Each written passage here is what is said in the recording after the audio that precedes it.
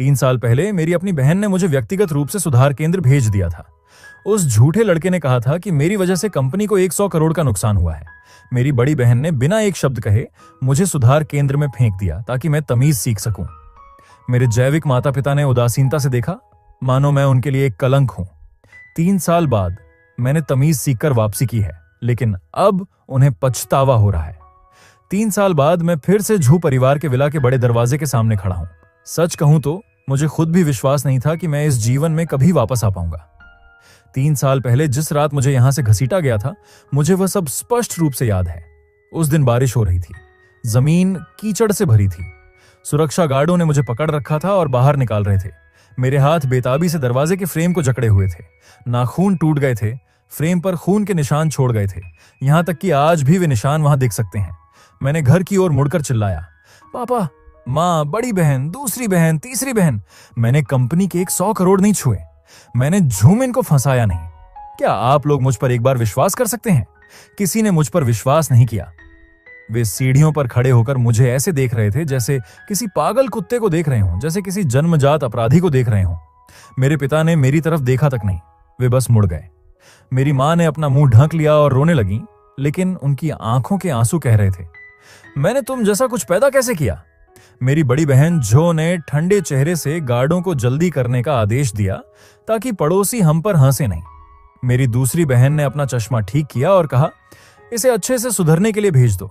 मेरी तीसरी बहन जोई कुछ कहना चाहती थी, लेकिन बड़ी बहन ने उसे घूर कर देखा और वह मुंह खोलने की हिम्मत नहीं कर सकी। जहां तक झूमिन का सवाल है, वह सबके पीछे सिर झुकाए खड़ा था। उसके कंधे कांप रहे थे जैसे वह बहुत डरा हुआ हो। लेकिन सिर्फ मैंने उस पल देखा जब उसने अपना सिर उठाया तो उसकी आंखों में एक मुस्कान की परत छाई थी। वह मुस्कान मैं पूरी जिंदगी नहीं भूलूंगा। 3 साल 1095 दिन। मैं वापस आ गया हूं। आज एक धूप वाला दिन है। सूरज बहुत तेज है, आंखों में चुभ रहा है। मैं झू परिवार के मुख्य द्वार के बाहर खड़ा हूं, एक फीका पड़ा हुआ कैनवास का बैग लिए। केवल यही बैग है जिसमें मेरा सारा सामान है। इन 3 सालों में मैंने अपनी शर्ट देखी, एक ग्रे शर्ट जो धुल धुल कर सफेद हो गई है, लेकिन मैंने उसे करीने से बटन लगाकर पहना है, यहां तक कि सबसे ऊपर वाला बटन भी। डॉक्टर कहते हैं नियमों का पालन करना व्यवस्था बनाए रखने का पहला कदम है। डॉक्टर ये भी कहते हैं कि मेरे जैसे लोगों को व्यवस्था की सबसे ज्यादा जरूरत है। मैं एक ऐसा व्यक्ति हूं जो नियमों का पालन करता हूं। बड़ा दरवाजा खुला। सबसे पहले दौड़ते हुए झूमिन बाहर आया। वह अभी भी वैसा ही है, सफेद और शांत, हल्के ग्रे रंग के पजामे में। उसके बाल उसके माथे पर गिर रहे हैं। वह किसी मासूम सफेद खरगोश जैसा दिखता है। मुझे देखते ही उसके चेहरे के हाव भाव बहुत तेजी से बदले। पहले वह दंग रह गया, फिर उसकी आंखें तुरंत लाल हो गईं। उसके होठों के कोने ऊपर उठ गए। उसने हैरानी और कोमलता की मुस्कान जबरदस्ती चेहरे पर लाई। उसने 3 कदम की दूरी 2 छलांग में तय की और मेरी तरफ दौड़ा। भाई, तुम आखिरकार वापस आ गए। उसने मेरी बांह पकड़ ली। उसकी आवाज कांप रही थी जैसे वह रोने वाला हो। भाई, तुमने बहुत दुख झेले हैं। क्या तुमने अंदर बहुत परेशानी उठाई? पापा, माँ और मैं हर दिन तुम्हारे बारे में सोचते थे, तुम्हारी वापसी का इंतजार कर रहे थे। हम तुम्हें हर दिन याद करते थे। मेरा दिल नहीं धड़का। मैंने बस नीचे झुककर उसके हाथ को देखा जो मेरी बांह को पकड़े हुए था। वही हाथ जिसने 3 साल पहले मेरे पिता को झूठे सबूत सौंपे थे। भाई, तुम कुछ बोलते क्यों नहीं? झूमिन मुझे देखते हुए पलकें झपकाने लगा। क्या तुम अभी भी हमसे नाराज हो भाई? उस साल जो हुआ मैं उसे रोक नहीं सका। सारे सबूत तुम्हारी तरफ इशारा कर रहे थे। उसने बात पूरी नहीं की थी कि पीछे से मेरी मां बाहर दौड़कर आई। उन्होंने गहरे लाल रंग की जैकेट पहनी थी। उनके बाल 3 साल पहले की तुलना में बहुत सफेद हो गए थे। उनके चेहरे की झुर्रियां भी गहरी थीं। जब उन्होंने मुझे देखा तो उनकी आंखें तुरंत लाल हो गईं। वे लड़खड़ाती हुई सीढ़ियों से नीचे आईं। उन्होंने मुझे गले लगाने के लिए अपने हाथ फैलाए। टिन, मेरे टिन टिन। उन्होंने मुझे कसकर गले लगा लिया। मेरा शरीर कांप रहा था। तुमने बहुत दुख झेले हैं। यह मां की गलती है। मां तुमसे माफी मांगती है। मैं वहां स्थिर खड़ा रहा। उनके आंसू मेरी गर्दन पर गिर रहे थे, गर्म, हल्के नमकीन और कड़वे स्वाद के साथ। उन्होंने वहीं जाना पहचाना इत्र लगाया हुआ था। पहले उसे सूंघकर मुझे शांति मिलती थी। मुझे लगता था कि वह घर की महक है, लेकिन अब मेरे दिमाग में सिर्फ एक विचार था, उनकी भावनाएं, मेरा उनसे क्या लेना देना। डॉक्टर कहते हैं कि भावनाएं शोर हैं। मुझे शोर सुनने की जरूरत नहीं है। मैंने एक कदम पीछे लिया, बहुत हल्का सा लेकिन बहुत दृढ़, सिर्फ उनके गले से बाहर निकलने के लिए। उनका हाथ हवा में ही लटक गया। उनके चेहरे पर उलझन भरी अभिव्यक्ति थी, उसे कैसे बताऊं, काफी दिलचस्प थी। टिन स्तब्ध रह गया। क्या हुआ माँ? भाई अभी अभी वापस आया है, पक्का उसे अभी अनुकूलन करने में समय लगेगा। झूमिन ने बीच बचाव करने की जल्दी की। उसने माँ को थामने के लिए हाथ बढ़ाया। माँ उदास मत हो। तीसरी बहन झुई भी दरवाजे से दौड़कर बाहर आई। उसने हाथी दांत के रंग का लंबा गाउन पहना था। खुले बालों और लाल आंखों के साथ उसने कहा, टिन। वो मेरा हाथ पकड़ने के लिए दौड़ी, लेकिन मैंने उसे बचाने के लिए अपना रुख बदल लिया। उसका हाथ हवा में लटक गया। उसने बड़ी मुश्किल से मुस्कुराते हुए कहा, टिन, तुम कितने दुबले हो गए हो। क्या तुमने अंदर ठीक से खाना नहीं खाया? तीसरी बहन रसोई से तुम्हारे लिए कुछ अच्छा तैयार करवाएगी। मैंने उनके चेहरों की ओर देखा। सच कहूं तो मैं उनकी आंखों में आंसू और चिंता देख सकता था, लेकिन मुझे अपने दिल में कुछ महसूस नहीं हो रहा था। ऐसा था जैसे वह जगह जहां दिल होता है खाली हो, कुछ ना हो, जैसे सूखा कुआं। आप पत्थर डालो तो कोई गूंज सुनाई नहीं देती। डॉक्टर सही थे, प्रशिक्षण से भावनाओं को खत्म किया जा सकता है। सीढ़ियों से ऊंची एड़ी के जूतों की आवाज आई। बड़ी बहन झू जिन नीचे आई। वह बिल्कुल वैसी ही लग रही थी। उसने गहरे रंग का सूट पहना था।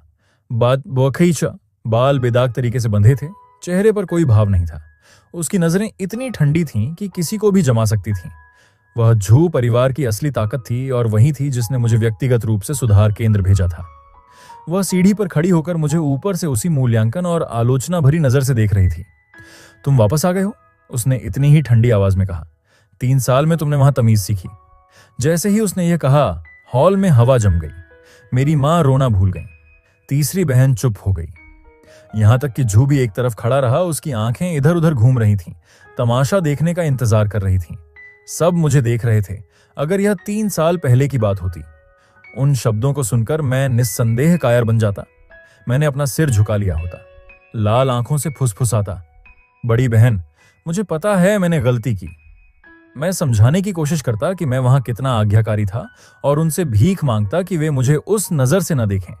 लेकिन अब मैंने सिर उठाया और उसकी ठुड्डी की ओर देखा। डॉक्टर ने कहा कि दूसरी व्यक्ति की आंखों में देखना अनावश्यक हमले पैदा कर सकता है। ठुड्डी या कॉलर बोन की ओर देखना विनम्र है और मानसिक शांति बनाए रखने में मदद करता है। मैंने बहुत धीमी, बहुत दृढ़ आवाज में बिना किसी उतार चढ़ाव के मुंह खोला, डायरेक्टर झू।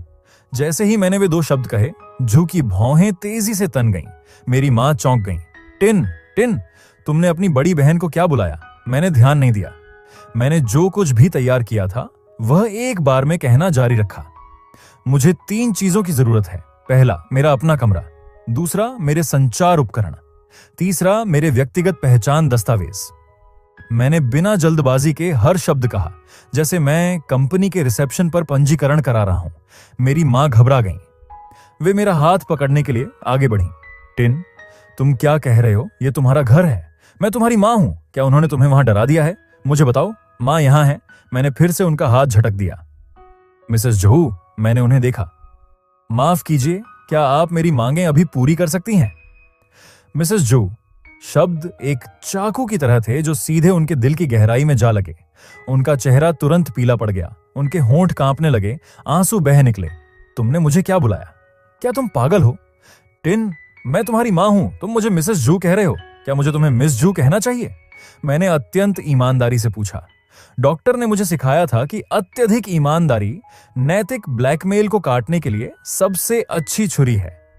मैं उन्हें नाराज नहीं करना चाहता था। मैं सिर्फ एक तथ्य बता रहा था। वे मेरी जैविक मां हैं, लेकिन कानूनी रूप से वे सिर्फ जू जनान की पत्नी हैं। जूही ने ठंडी हंसी हंस दी। बस। उसने मेरी मां की सिसकियों को काट दिया और मुझे घूर कर देखा। लगता है 3 साल वहां रहने के बाद तुमने कुछ सीखा है। तुम्हें क्या लगता है परिवार के साथ यह नाटक खेलकर हम तुम्हें खुश करेंगे? वह मुड़ी और बटलर को आदेश दिया, उसे उसका आईडी कार्ड और पुराना फोन दे दो। उसे दूसरी मंजिल पर सबसे दूर वाले गेस्ट रूम में भेज दो। देखती हूं कि कब तक वह यह मुर्दे जैसा चेहरा बनाए रख सकता है। उसे लगता है कि मैं अभिनय कर रहा हूं, कि मैं उनका अपराध बोध जगाने या विरोध करने के लिए ऐसा कर रहा हूं। मैंने उसे नहीं टोका। डॉक्टर कहते हैं कि अच्छा और बुरा भावनाएं नहीं हैं, वे व्यवहार के प्रमाण हैं। वे जो सोचें वह उनके दिमाग की गतिविधि है। मेरा उससे कोई लेना देना नहीं है। मैं अपना बैग उठाता हूं और बटलर द्वारा दिए गए दस्तावेज और फोन ले लेता हूं। मैं मुड़ता हूं और सीढ़ियों की तरफ चल देता हूं। लैंडिंग पर पहुंचने पर जूही मेरा पीछा करता है। वह मेरे सामने खड़ा हो जाता है। नीचे वाले लोग हमें नहीं देख सकते। झूमिन के चेहरे पर वह चिंता तुरंत गायब हो जाती है। उसकी जगह एक दिखावटी घबराहट आ जाती है, बिना आवाज धीमी किए। भाई, मुझे खुशी है कि तुम वापस आ गए हो। वह आह भरता है और मेरे पास आता है। लेकिन भाई, तुम्हें उस कप वाली घटना का जिक्र नहीं करना चाहिए। बड़ी बहन का गुस्सा अभी शांत नहीं हुआ है। अगर तुम फिर से परेशानी पैदा करोगे तो वे तुम्हें वापस भेज सकते हैं। ये कहते हुए उसकी आंखें मेरे हाव भाव पर टिकी हैं। वह मेरी परीक्षा ले रहा है। वह मुझे 3 साल पहले जैसा देखना चाहता है, अतीत के बारे में कूदना और चिल्लाना। मैं बेकार नहीं था। और फिर वह सीढ़ियों से गिरने का नाटक कर सकता था, जिससे पूरे परिवार को मुझे दंड देने का बहाना मिल जाता। कितना जाना पहचाना स्क्रिप्ट है। मैं उसके ढोंगी चेहरे को देखता हूं। क्या तुम चाहते हो कि मैं तर्क के साथ बात करूं या मैं तुम्हारे दुर्व्यवहार का शिकार बना रहूं? मैंने धीमी आवाज में उससे पूछा। उससे जूही दंग रह गया। जाहिर है उसने उम्मीद नहीं की थी कि मैं इतनी बेतुकी बात का जवाब दूंगा। भाई, तुम क्या कह रहे हो? मैं तुम्हारी भलाई के लिए कह रहा हूं। डॉक्टर कहते हैं कि झूठ बोलना गलत है, बदनाम करना गलत है। मैं उसे देखता हूं, मेरी आवाज पहले से भी अधिक धीमी, जैसे मैं कोई सच्चाई बयान कर रहा हूं। अगर तुम मुझे चेतावनी दे रहे हो तो तुम्हें मेरे संबंध में सबूत देने होंगे। अगर तुम मुझे धमका रहे हो तो मैं रुकता हूं, लेकिन मेरा लहजा विनम्र बना रहता है। जो पहले सीमा पार करेगा, परिणाम उसी को भुगतने होंगे। युवा मास्टर जू, एक तरफ हो जाओ। रास्ता रोकना भी बुरी तमीज है। जूही मुझे ऐसे देखता है जैसे कोई भूत देख लिया हो। उसकी आंखों में न गुस्सा है न डर। जो वह देखता है वह ठहरा हुआ पानी है। मैं उसके जमे हुए शरीर को नजरअंदाज करता हूं। मैं उसे सीधे पार करके गलियारे के अंत में स्थित गेस्ट रूम की ओर बढ़ता हूं। जिस क्षण मैं दरवाजा बंद करता हूं, मैं जो परिवार से संबंधित हर चीज को दरवाजे के बाहर ही छोड़ देता हूं। कमरा बड़ा नहीं है, लेकिन काफी साफ है। चादरें नई हैं और मेज पर मनी प्लांट का एक गमला है। मैं खिड़की के पास खड़ा होकर नीचे बगीचे में करीने से छंटाई की गई झाड़ियों को देख रहा हूं। 3 साल बीत चुके हैं। यह घर बिल्कुल नहीं बदला है, लेकिन मैं 3 साल पहले वाला जूटिन नहीं रहा। मैंने वह पुराना फोन निकाला जिसे मैंने 3 साल से चार्ज नहीं किया था और उसे केबल से जोड़ दिया।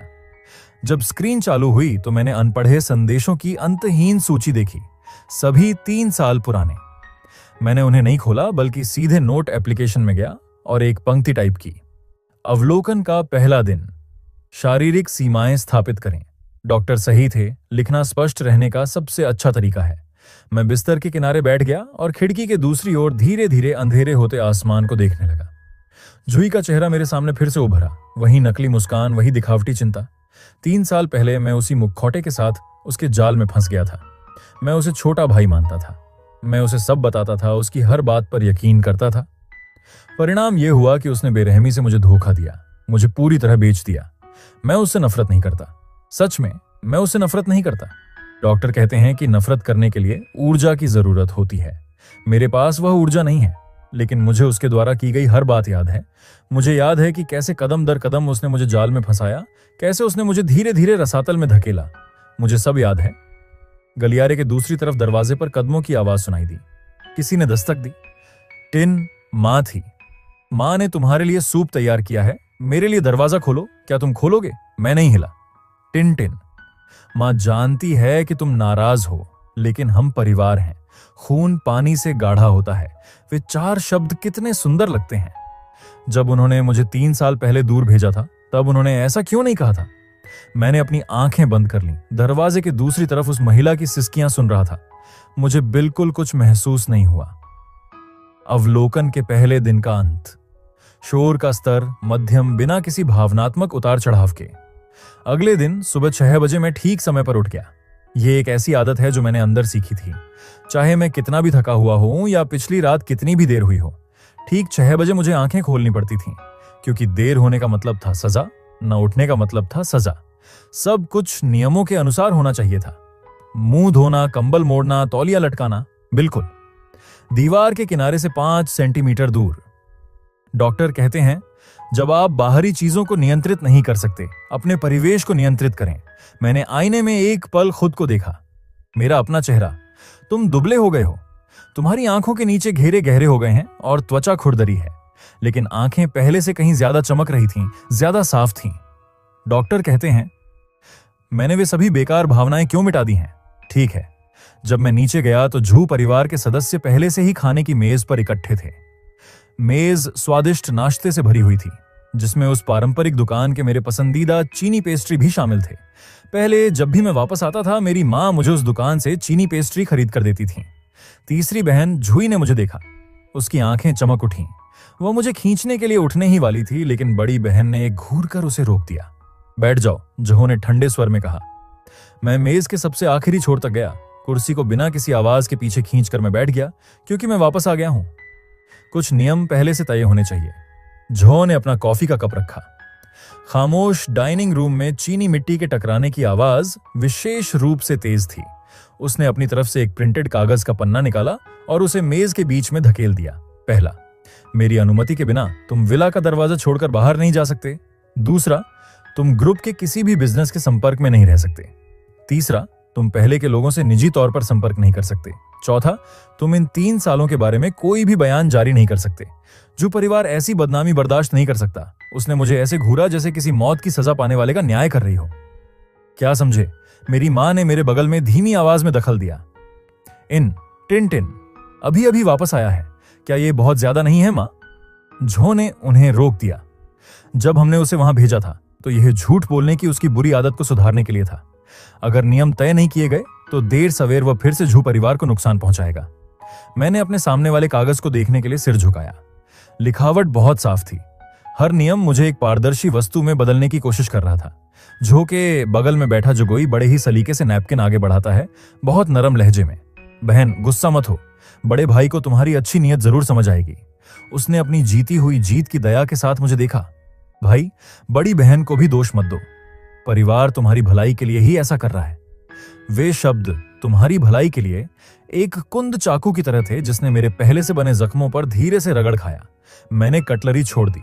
मैंने सिर उठाया और जू इंड्यू की ओर देखा।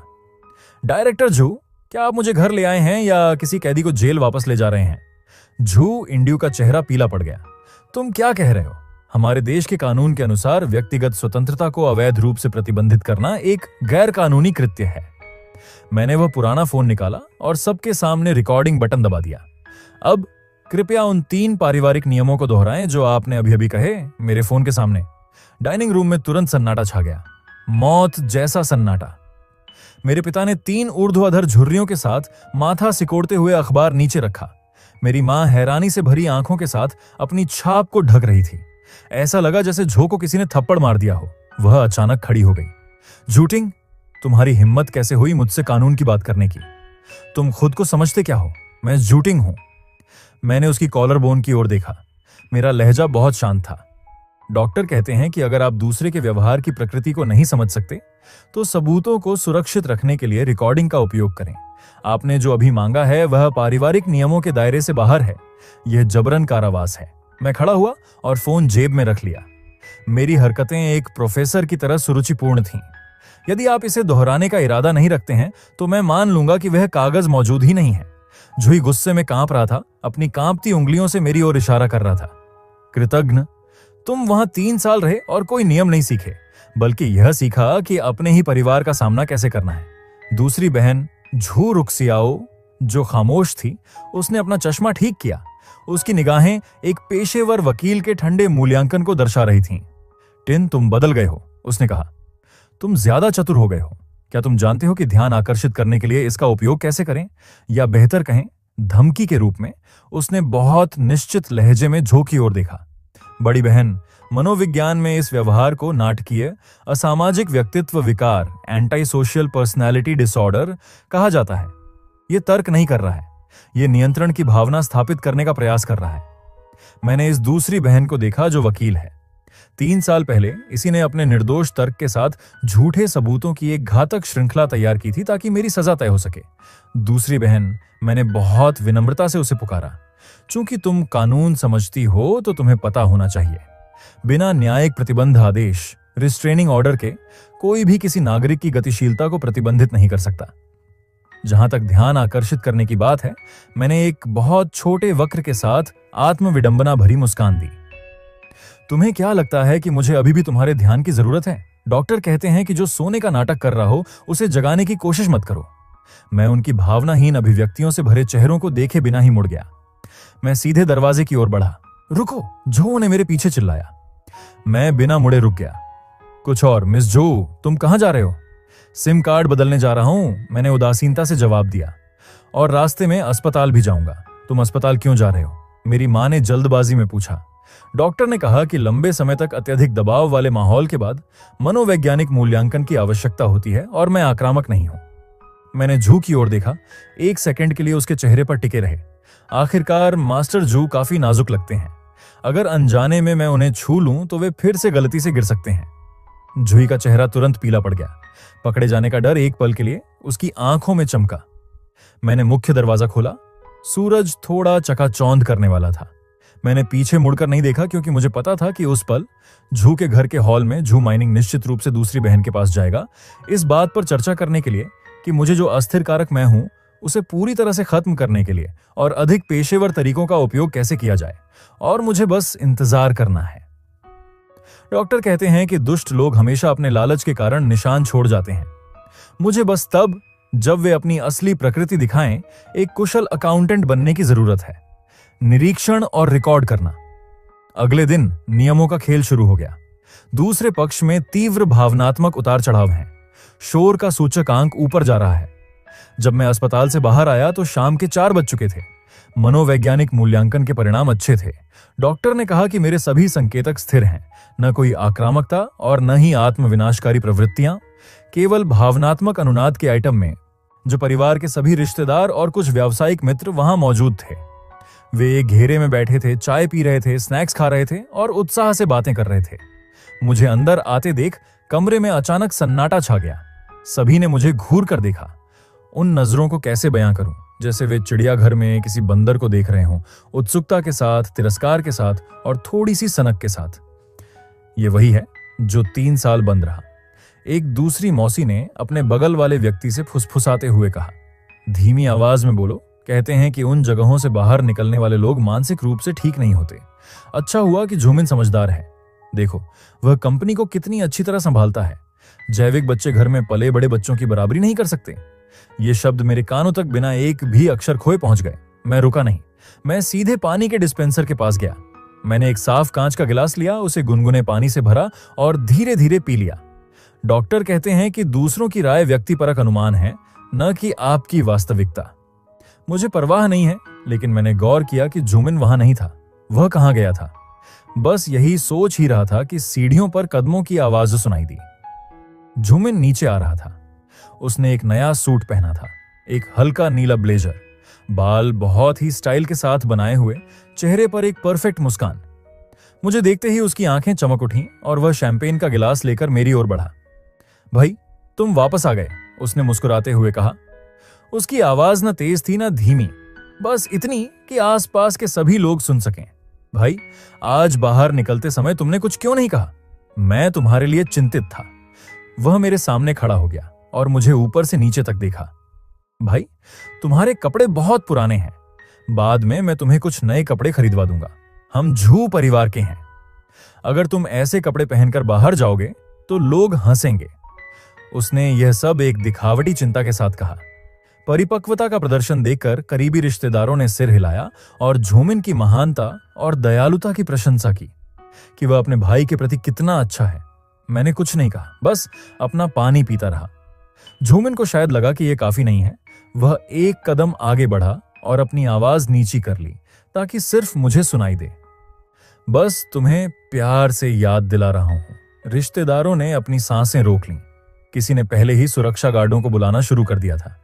जो भीड़ से बाहर निकली उसका चेहरा पीला था। झूटिंग, तुम अब क्या पागलपन कर रहे हो? तुम्हें पता नहीं कि आज का अवसर क्या है? बिना यह पूछे कि क्या हुआ था, वह मुझ पर इल्जाम लगाने लगी। झूमिन झुके पीछे छिप गया, किसी डरे हुए खरगोश की तरह अपने कंधे सिकोड़कर। बड़ी बहन, मेरे भाई को दोष मत दो। वह अभी उस जगह से बाहर आया है। यह सामान्य है कि वह अस्थिर हो। मुझे कुछ नहीं होगा जब तक वह हिंसक ना हो जाए। वह सभी को संकेत दे रहा था कि मुझे हिंसक प्रवृत्तियां हुए हैं, कि मैं एक खतरा हूं। मैंने उसके मासूमियत से भरे चेहरे को देखा, फिर झोंकी गुस्से वाली नजरों को, और अंत में मेरी नजरें अपने माता पिता पर पड़ी जो पास ही खड़े थे। उनकी भौहें तनी हुई थीं और आंखों में अविश्वास भरा था। ये मेरा परिवार है। मैंने कांच का गिलास मेज पर रख दिया। निचला हिस्सा सतह से टकराया। एक हल्की क्लिक की आवाज आई। मैंने एक कदम आगे बढ़ाया और झूमिन के ठीक सामने खड़ा हो गया। झूमिन ने सोचा कि 3 साल पहले की तरह मैं चिल्लाने लगूंगा, हताश होकर समझाऊंगा कि मैं किसी को मारना नहीं चाहता। उसकी आंखों में जीत की एक चमक उभरी, लेकिन मैंने ऐसा नहीं किया। मैंने हाथ उठाया और अत्यंत शांति के साथ उसके गाल पर एक थप्पड़ जड़ दिया। गूंजती हुई आवाज बिजली की तरह फटी। कमरे में झूमिन झटका लगने के कारण अपना सिर घुमाकर 2 कदम पीछे लड़खड़ा गया। शैंपेन का गिलास उसके हाथ से गिरकर जमीन पर चकनाचूर हो गया। पूरे कमरे में सन्नाटा छा गया। सब हैरान थे, यहां तक कि जो भी स्तब्ध रह गई, जैसे वह विश्वास ही न कर सके कि मैंने वाकई थप्पड़ मारने की हिम्मत की है। झूमिन ने अपना लाल और सूझा हुआ गाल ढंक लिया। मुझे अविश्वास से देखते हुए उसकी आंखों से तुरंत आंसू छलक पड़े। भाई, तुमने मुझे क्यों मारा? मेरी मां ने चिल्लाकर झूमिन को गले लगा लिया और मुझे जोर से धक्का दिया। क्या तुम पागल हो? तुम झूमिन को मारने की हिम्मत कैसे कर सकते हो? उस धक्के से मैं 2 कदम पीछे हुआ, लेकिन स्थिर खड़ा रहा। कमरे में मौजूद सभी के आरोपों के सामने मैंने अपनी शर्ट की आस्तीन ठीक की और मेरा लहजा अभी भी वही शांत लय में था जो रोंगटे खड़े कर देता है। डॉक्टर कहते हैं कि निंदा करना एक बुरा कार्य है और मैं बुरे कार्यों को रोकने की जिम्मेदारी लेता हूं। मैंने झूमिन को बिना किसी भावना के देखा। कुछ पल पहले तुमने मुझे मौखिक रूप से हमला किया और शारीरिक संकेतों के साथ यह भ्रम पैदा करने की कोशिश की कि मैं तुम्हें धमका रहा हूं। यह मेरे खिलाफ मानहानि है। सही और गलत भावनाओं पर नहीं, बल्कि व्यवहार के सबूतों पर आधारित होते हैं। जो पहले सीमा पार करेगा, परिणाम उसी को भुगतने होंगे। ये थप्पड़ हिसाब किताब बराबर करने के लिए है। मेरे शब्दों ने पूरे लिविंग रूम को और भी अजीब सन्नाटे में डुबो दिया।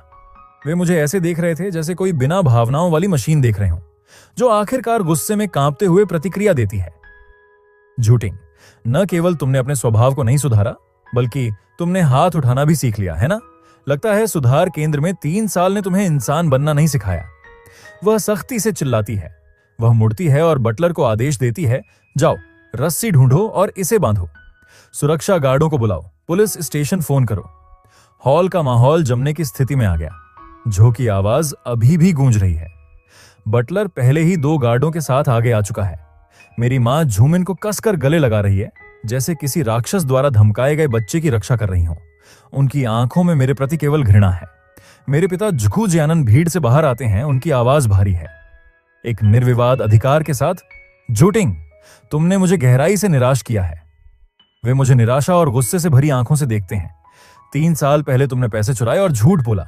हमने तुम्हें बचाने के लिए शिक्षित होने भेजा, लेकिन अब तुम सबके सामने हिंसा कर रहे हो। क्या तुम्हें अभी भी इस परिवार का कोई सम्मान है? मैंने उनकी ओर देखा। वे अभी भी वही हैं। उन्हें सब कुछ लेबल करने के लिए नैतिक ऊंचाई पर खड़ा होना पसंद है। वे यह नहीं पूछते कि झूमिन ने मुझसे क्या कहा। वे सिर्फ परिणाम देखते हैं। मैंने हिंसा का उपयोग किया। 2 गार्ड मेरे कंधे पकड़ने की कोशिश करते हैं। मैं उनसे बचने के लिए थोड़ा झुक जाता हूं। डॉक्टर कहते हैं कि जब परिवेश अपना अनुशासन खो देता है तो एकमात्र सुरक्षा नियमों से आती है। मैं गार्डों को नजरअंदाज करता हूं और अपनी जेब से फोन निकालता हूं। मेरी उंगलियां बिना किसी कंपन के दृढ़ गतिविधियों के साथ स्क्रीन को कई बार छूती हैं, जो व्यंग्य के साथ मुस्कुराती है। क्या फिर से रिकॉर्ड करोगे? घर में रिकॉर्ड करने का क्या फायदा? झूठिन, आज तुम इस दरवाजे से बाहर नहीं जाओगे। मैंने सिर उठाया और उनकी ओर देखा। फिर सबके सामने मैंने 3 नंबर दबाए। हॉल तुरंत शांत हो गया। मेरे पिता का चेहरा काला पड़ गया। स्पष्ट रूप से उन्हें उम्मीद नहीं थी कि मैं खुद पुलिस को फोन करूंगा। कॉल जल्दी जुड़ गई। हेलो, मैं रिपोर्ट कर रहा हूं। झू परिवार के विला में कोई मेरी व्यक्तिगत स्वतंत्रता को अवैध रूप से प्रतिबंधित कर रहा है और मुझ पर शारीरिक हिंसा करने की कोशिश कर रहा है। मेरी आवाज शांत, स्पष्ट और स्पष्ट है। मैंने घर का पता सटीकता के साथ दिया। वहां कई प्रत्यक्षदर्शी मौजूद हैं। सबूत पहले ही क्लाउड पर बैकअप किए जा चुके हैं। कृपया जितनी जल्दी हो सके एजेंट भेजें। मैंने फोन रखा और जेब में रख लिया। जो आपे से बाहर है, तुम पुलिस को बुला रहे हो। झूठिन, अपनी ही माता पिता और बहन को गिरफ्तार कराने के लिए पुलिस को फोन करने की हिम्मत कैसे हुई? मिसेस जू, आप गलत हैं। मैंने उन्हें सुधारा। पुलिस परिवार को गिरफ्तार करने नहीं आ रही, बल्कि उल्लंघन करने वालों से निपटने आ रही है।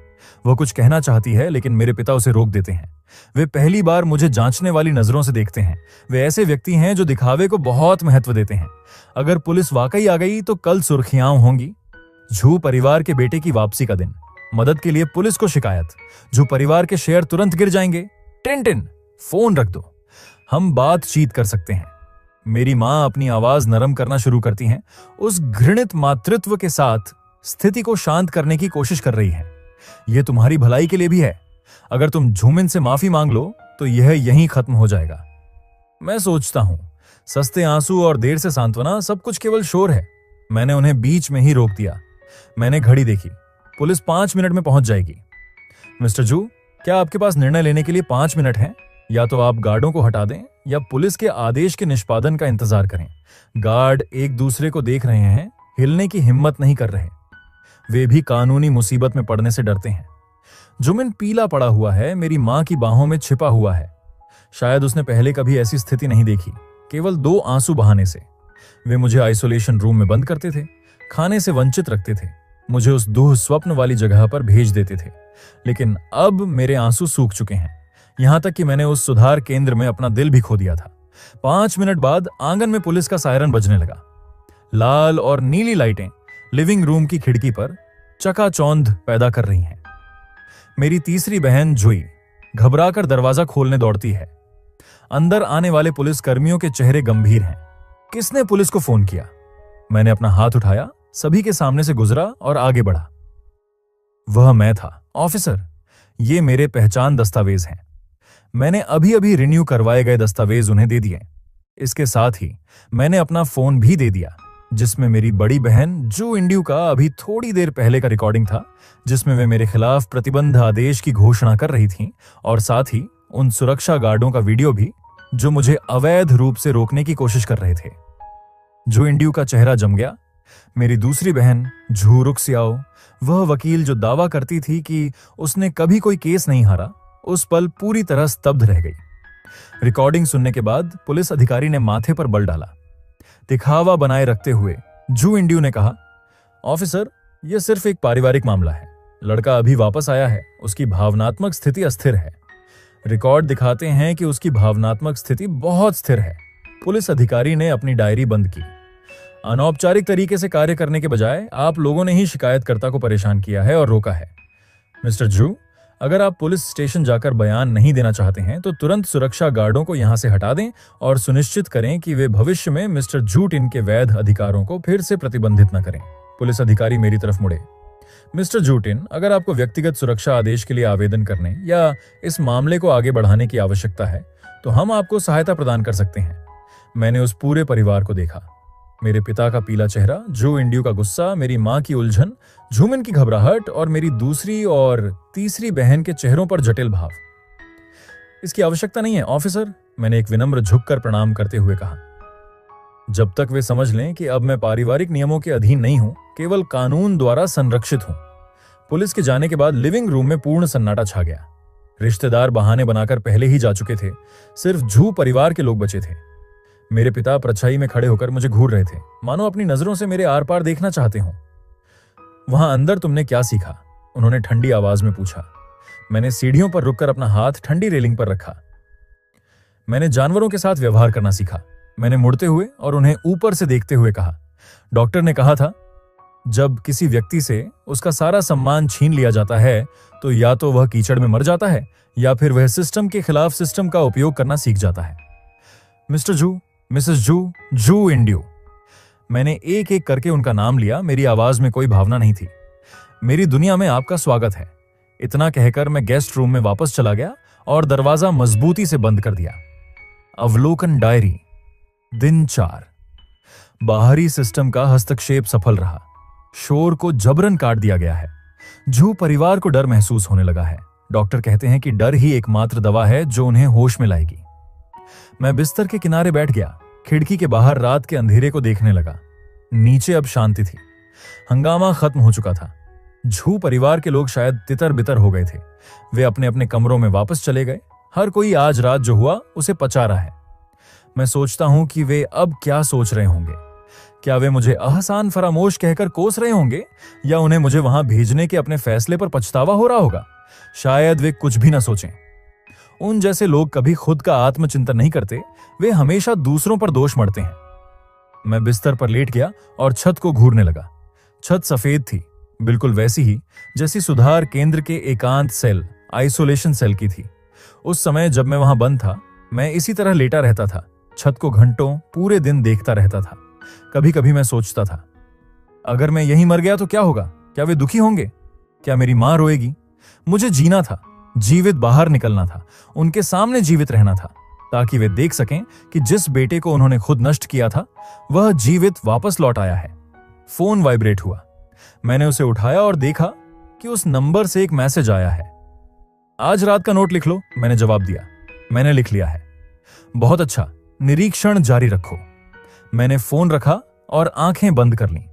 डॉक्टर सही कहते हैं, मैं उनकी रचना हूं, कुछ ऐसा जिसे उन्होंने अपने हाथों से गढ़ा है। उनके बिना आज का मैं अस्तित्व में ही नहीं होता।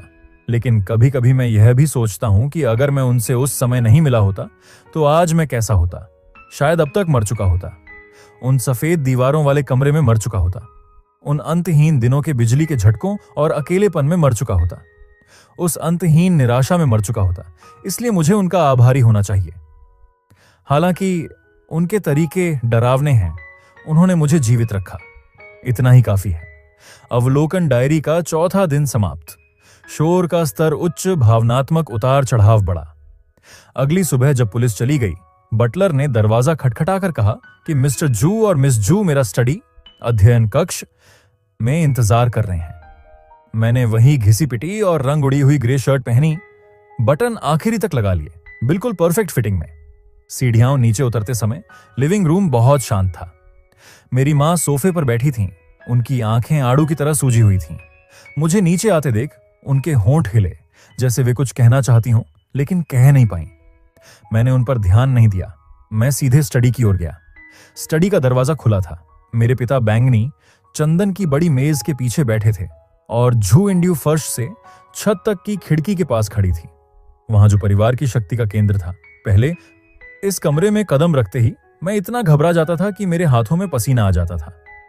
मैं उनके चेहरे के हर भाव को ध्यान से देखता था। मुझे कुछ गलत कहने और उन्हें परेशान करने का डर लगता था। मुझे डर लगता था कि वे कहेंगे कि मैं ज़ोमिन जितना समझदार नहीं हूं। लेकिन अब मैं बस इतना सोचता हूं कि यहाँ की साउंड प्रूफिंग, ध्वनि अवरोधन खराब नहीं है। मैं अंदर गया, मेज के सामने वाली कुर्सी खींची और बैठ गया। मेरी हरकतें हल्की थीं, बिना कोई शोर किए। मेरे पिता ने मुझे भौहें सिकोड़ कर देखा। वे एक बेहद अभिमानी व्यक्ति हैं जो हर चीज को नियंत्रित करने के आदी हैं। कल रात पुलिस के आने से उन्हें एहसास हो गया कि पिछला तरीका अब मेरे साथ काम नहीं कर रहा है, इसलिए उन्होंने बातचीत और सौदेबाजी का रास्ता चुना। जू इंडियो आगे बढ़ी और एक मोटी फाइल मेरे सामने फेंक दी। कागज बिखर गए। सबसे ऊपर लिखा था, गोपनीयता समझौता और विरासत त्यागने की घोषणा। इसे ध्यान से देखो।